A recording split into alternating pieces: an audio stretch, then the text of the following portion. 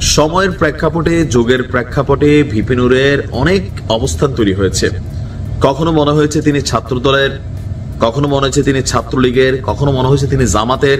তিনি আসলে কার? সেই ছোটবেলা থেকে তিনি ছাত্রলীগের রাজনীতি করতেন, স্কুল থেকে। শেখ হাসিনার চেহারার মধ্যে মায়ের দেখা পাইছেন। দিন শেষে বাংলাদেশ আওয়ামী লীগের সবচেয়ে বড় সমালোচক এবং শেখ হাসিনারও সবচেয়ে বড় সমালোচক এবং পুলিশেরও সবচেয়ে বড় সমালোচক ছিলেন ভিপি নূর। সাহস যেমন দেখিয়েছেন, মারও খেয়েছেন। তবে এই সরকারের আমলে ওনার যে সর্বকনিষ্ঠ সর্বকাছের যে বন্ধু ফারুক, ওনাকে যে পরিমাণ মাইর মারছিল, এরকম মাইর তিনি আসলে খান নাই। বাট এখন তিনি যে বক্তব্য দিচ্ছেন, আমি জানি না তার কপালে আবার কি আসতে যাচ্ছে। কারণ তিনি আজকে আওয়াজ দিচ্ছেন, ঘোষণা দিচ্ছেন। বিএনপির খুবই উচ্চ পর্যায়ের একজন নেতা আমির খসরু সাহেব সহ, ভিপি নূর সহ, রাশেদ সহ একটা কনফারেন্স ছিল, সম্ভবত তাদের বৈঠক হয়েছিল। এরপরে বলছিলেন তিনি, যদি সরকারে থাকা দুইজন ছাত্র উপদেষ্টা মাহফুজ এবং আসিফ তারা পদত্যাগ না করেন, তাহলে গণ অধিকার পরিষদ নতুন এক সিদ্ধান্ত নিতে যাচ্ছে। তারা এখনো পোতায় যায় নাই। তো সিদ্ধান্তটা কি? সিদ্ধান্তটা হচ্ছে গণ অধিকার পরিষদ তাদের পদত্যাগের দাবিতে রাজপথে নামবে। ফারুক শুধু বলছিল যে ডক্টর ইউনূসের সরকার এসে মঞ্চের মধ্যেই হালকা গালাগালি, পরে নামার পরে কিন্তু সেই লেভেলে মাইর খেয়া মাথা মোথা ফাটাইয়া শিলিটিলির কাজ লাগছে। এখন এনসিপি রাজপথে যেভাবে শক্তিশালী, ভিপি নূরের গণ অধিকার পরিষদ এর তুলনায় 100তে 5ও নাই। কেন নাই?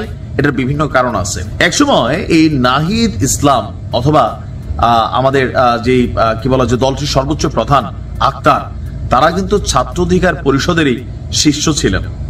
আবার এই যে এনসিপির একজন তরুণ নেতারা যারা আছে, ভালো হয়ে যায় মাসুদ বা কান্না মাসুদ, তারা কিন্তু বিভিন্ন সময় ভিপি নূরের কিন্তু মুখোশ খুলে দিচ্ছেন। তাদের দাবি, ভিপি নূর বলছে যে ওরা এরকম বলতে পারে না। এরকম নানান দেন দরবার কিন্তু চলছিল। বা নির্বাচনের প্রথম দিকে, সরকারের প্রথম দিকে সরকারের সাথে খুবই সখ্যতা, এখন আস্তে আস্তে আবার বিএনপির সাথে সখ্যতা, সব মিলিয়ে ভিপি নূরের অবস্থান নিয়ে কিন্তু ধোঁয়াশা আছে।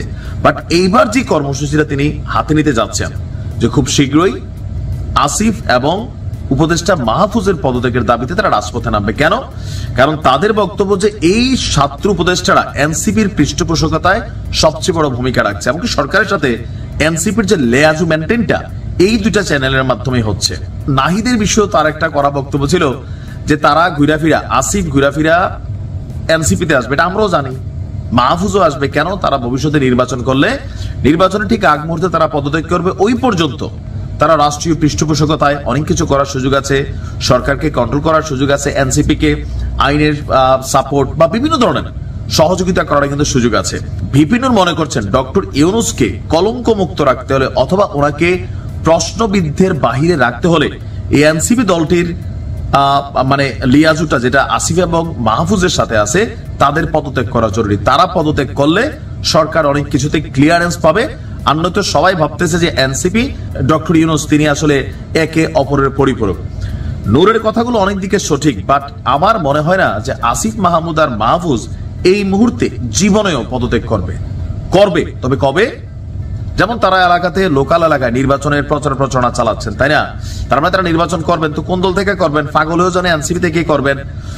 তো যখন নির্বাচনের তফসিল ঘোষণা হবে, হয়তো ঠিক আগে পরে একটা সময় তারা পদত্যাগ করবেন। বাট নূরের কথা, এখনই পদত্যাগ করতে হবে, না হলে পদত্যাগ কিভাবে করাইতে হয় আর সেই পদত্যাগের দাবিতে রাজপথে গণ অধিকার পরিষদের নেতাকর্মীরা ঝাঁপাইয়া পড়বে। আর যতক্ষণ না হয় তারা রাজপথ থেকে উঠবেন না। আদৌ কি তাই?